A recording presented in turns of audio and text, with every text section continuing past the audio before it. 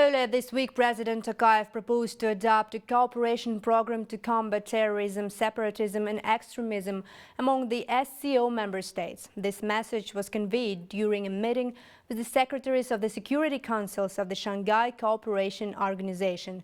The session took place as part of the preparations for the upcoming SCO summit in Astana, which will be held in the summer, marking the end of Kazakhstan's chairmanship in the organization this year. On global threats and challenges that SCO countries face together, please watch our next report.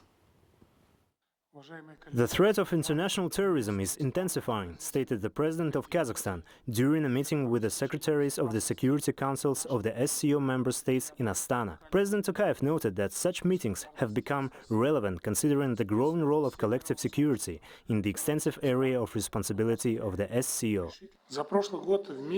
Last year, the world witnessed 183 regional and local conflicts, marking an almost 30% increase, the highest figure in the last 3 decades. Experts believe that a global cycle of conflicts and violent actions is unfolding. Against this backdrop, the threat of international terrorism is intensifying.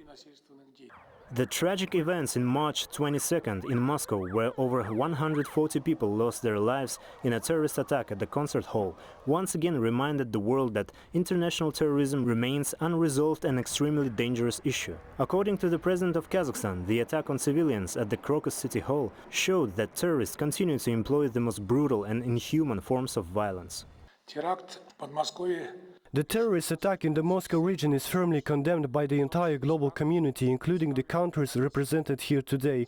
The UN Security Council emphasized the necessity of holding all perpetrators accountable and the importance of international cooperation in combating terrorism. It is imperative to ensure the security of our citizens and to provide a worthy response to the terrorist threat.